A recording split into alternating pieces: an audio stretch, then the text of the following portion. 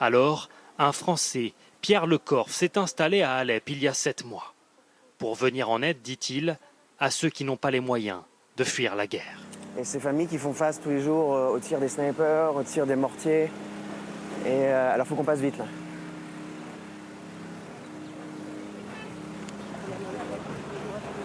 Ça c'est pour les snipers. À 27 ans, ce Breton a vendu tout ce qu'il possédait en France pour créer une petite organisation humanitaire. Ce matin, il vient sur cette ligne de front livrer un kit de premiers secours à une famille très exposée. C'est-à-dire qu'il tire directement à travers la porte. Il tire directement ici. Tu vois par exemple les impacts de balles ici dans la porte.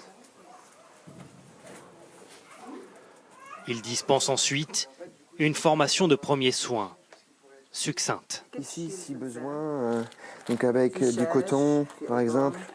Ici les petites bandes de compresse. Mais cela peut sauver des vies, dit-il. Il prévoit d'en livrer 300 dans les semaines qui viennent. Ça ressemble juste à une boîte comme ça, mais il y a des produits à l'intérieur qui coûtent très très cher. Le thermomètre, les outils, etc. Ça, c'est les snipers. Selon lui, 30 à 40% des victimes pourraient être sauvées si les habitants disposaient de ces trousses et qu'ils savaient prodiguer les gestes qui sauvent.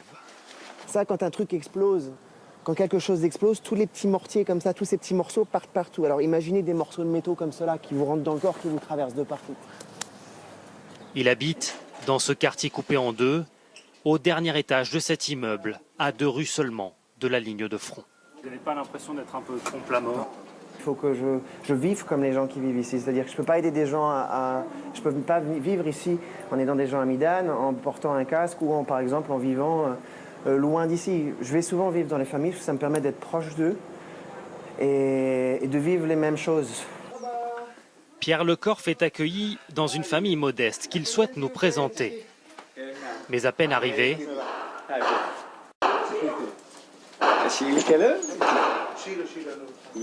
une fausse alerte cette fois. Dans l'appartement, les conditions de vie à 5 dans 30 mètres carrés sont pour le moins spartiates. Donc pas d'électricité, dit pas d'électricité pour le frigo, donc on garde tout ouvert. Et si vous voulez un peu d'eau, eh ben vous avez beau tourner le robinet. Alors qu'un Français ait choisi d'habiter à Alep dans ces circonstances suscite l'admiration de son hôte. La première fois que je l'ai vu, je lui ai dit « T'es cinglé, mec, qu'est-ce que tu fais là ?» Mais j'ai compris que sa vocation était d'aider, et il le fait bien.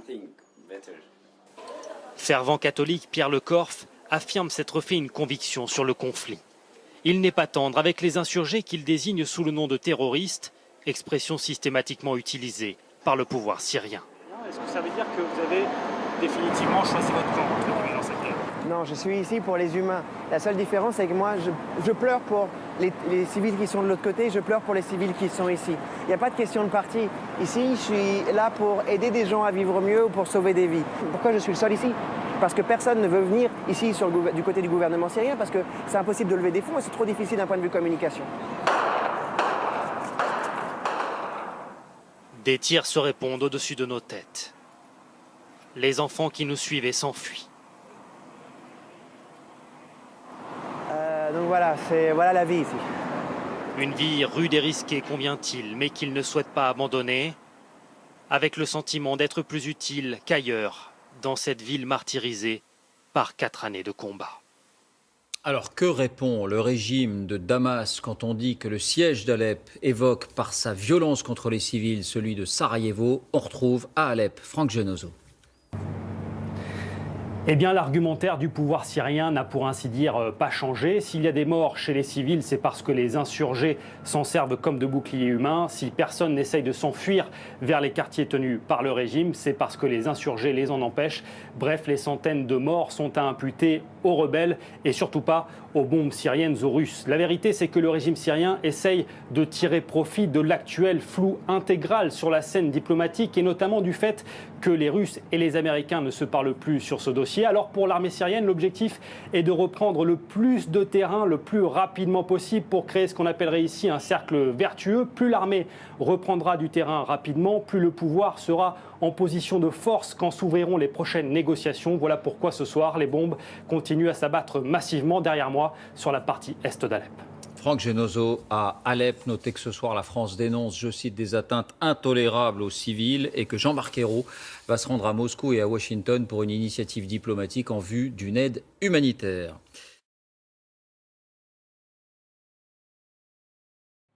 Bonjour, voilà longtemps que je n'ai pas fait de vidéo depuis Alep pour essayer de vous traduire un petit peu la réalité de ce que vivent les gens ici et surtout essayer de vous traduire un peu plus le conflit au fur et à mesure par rapport à ce que vivent les gens. Je suis ici en tant qu'humanitaire. Je n'ai strictement rien à gagner puisque j'ai vendu tout ce que j'ai pour fonder mon organisation qui s'appelle We Are Superheroes et qui a pour objectif d'accompagner des communautés marginalisées. Ici, on aide des familles, on aide les jeunes, on forme aux premiers soins en cas d'attaque, mais surtout on aide les jeunes à se reconstruire, à se préparer à la continuité de la guerre, ou éventuellement à la fin de cette guerre qui pourrait être encore plus terrible pour les gens qui n'ont vécu que ça.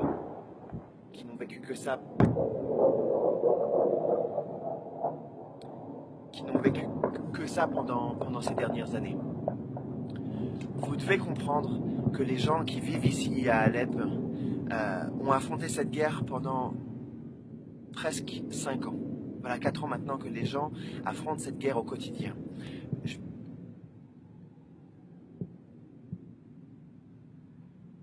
Je vais répéter ce que je vous ai dit la dernière fois, à savoir que on a tendance à dire que Alep aujourd'hui est une ville morte. C'est faux, totalement faux. Il y a encore aujourd'hui au quotidien des centaines de milliers de personnes qui continuent à vivre ici. Toute la ville qui se trouve derrière moi d'Alep Ouest est remplie aujourd'hui de citoyens qui essayent d'aller à l'école, qui essaient de vivre, qui essaient de construire une vie. Ce sont des gens qui essaient au quotidien de continuer à vivre malgré la guerre. Ces gens vivent comme des fantômes. Ces gens se sentent oubliés tout simplement parce que quand je suis arrivé à Alep, la quasi-totale majorité de la population à l'extérieur de la Syrie ne connaissait pas la situation ici, ne savait pas que ces gens existaient. Tout le monde parlait de la partie Est, mais la partie Est qui malheureusement, je suis désolé de le dire et de le redire, et cela n'a aucun cas un rapport avec de la politique. Mais la partie Est d'Alep aujourd'hui, les combattants qui y sont des terroristes. Ce sont des terroristes, point barre. J'ai perdu beaucoup de gens ici. Des gens qui étaient proches de moi ou des amis d'amis, et la situation ici a été jusqu'à maintenant totalement catastrophique. Catastrophique, tout simplement parce que le monde s'est focalisé sur l'autre partie d'Alep, qui est la partie aujourd'hui occupée par des terroristes qui ont pour objectif d'envahir cette partie d'Alep, qui est un peu une zone uniquement civile, c'est-à-dire qu'ils tirent ici, mais il n'y a que des civils qui sont touchés, c'est-à-dire qu'il n'y a pas de militaires dans le centre-ville. Il y a des checkpoints, etc., mais il n'y a pas de militaires. Je suis désolé, c'est un petit peu difficile de m'exprimer toujours en vidéo, surtout depuis une zone de guerre, étant donné que pour pouvoir parler ici, j'essaie de faire attention aussi. Vous devez comprendre que la Syrie, jusqu'à maintenant, a affronté cette guerre avec des alliés qui sont les Russes, les Iraniens, etc., qui aujourd'hui, évidemment, on peut le dire, bombardent les zones terroristes. Il y a des civils qui meurent. En ce moment, il y a des bombardements, mais aussi des tirs retour. Pourquoi je fais attention? Et les... Waouh!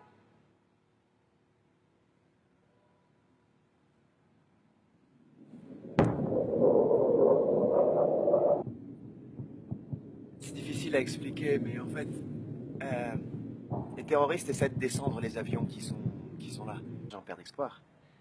Parce qu'ils ont l'impression de ne pas avoir d'importance dans cette guerre. Ils ont l'impression de ne pas exister tout simplement parce que le monde a décidé de condamner la Syrie. Non pas tant pour la Syrie ni pour le gouvernement, mais pour des intérêts bien plus importants. Et ces gens-là sont les victimes.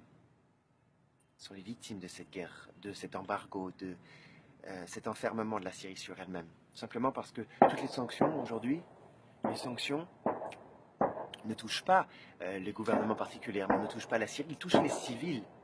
Les civils qui essaient de vivre au quotidien, qui essaient de s'accrocher, qui essaient de construire un futur pour leurs enfants. Les enfants qui continuent d'aller à l'école. Les gens qui continuent d'ouvrir leurs échoppes, encore une fois, ce sont des centaines et des centaines de milliers de personnes, ce sont plus d'1 200 000 personnes qui vivent ici et qui continuent d'affronter la guerre. La guerre dans le sens le plus cruel du mot. J'ai vu des enfants mourir, j'ai vu des familles entières mourir. La manière dont les gens meurent ici, c'est effroyable. C'est effroyable. Et la raison pour laquelle aujourd'hui, et je n'aime pas, et certaines personnes diront Il y a un rapport politique dans ce que je dis, mais c'est totalement faux.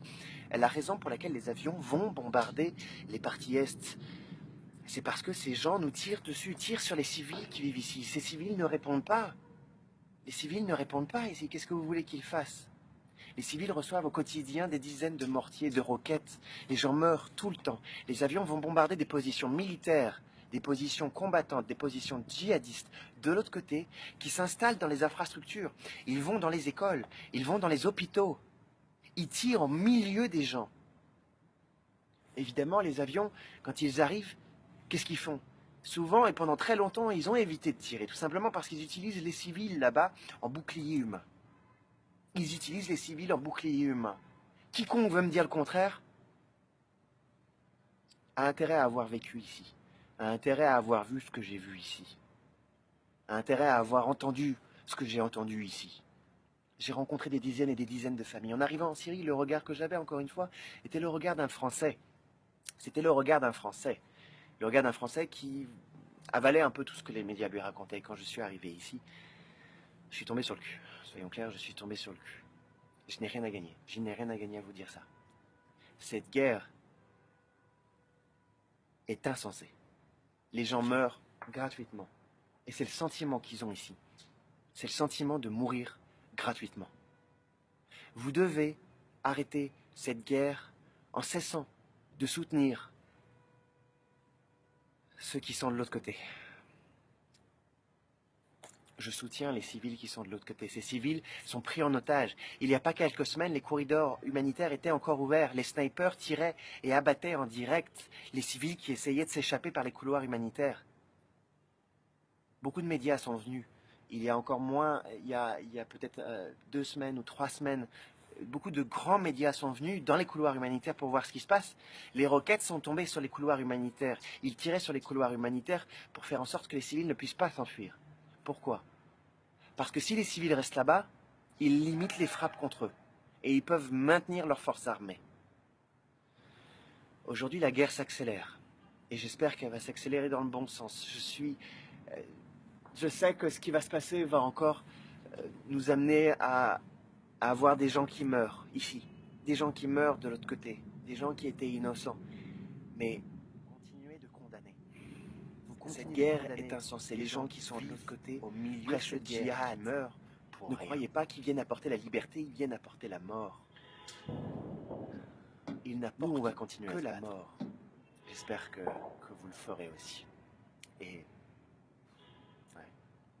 N'oubliez pas une chose également, qui est importante. Les réfugiés que vous voyez arriver dans vos pays, évidemment, il y a de tout. Mais n'oubliez pas que les musulmans qui se déplacent dans vos pays, qui s'échappent dans vos pays aujourd'hui, ne sont pas des terroristes, ne sont pas tous des terroristes. Ce sont des gens qui s'échappent de la guerre. Ce sont des gens qui ont tout perdu. Ce sont des gens qui vivent ici et qui voient leur entière famille mourir, qui voient leur maison détruite. N'oubliez pas que ces gens-là sont d'abord des humains. Et ça, c'est une réalité. Ces gens-là sont d'abord des humains. Ne leur fermez pas vos portes, ne leur fermez pas vos cœurs. Je sais que c'est pas forcément facile, mais le danger ne vient pas d'eux. Le danger vient du comportement que vous aurez vis-à-vis d'eux. Voilà, je trouve que j'ai déjà trop parlé. J'espère pouvoir continuer à vous raconter ça. Je ne le fais pas en direct, comme certaines personnes peuvent le faire des fois dans la ville, des journalistes ou des choses comme ça, parce que c'est trop dangereux. Les terroristes utilisent les vidéos en direct pour viser les zones. Quand ils voient qu'il y a beaucoup de civils, bah évidemment, dès qu'il y a une vidéo en direct, ici, les roquettes tombent. Voilà.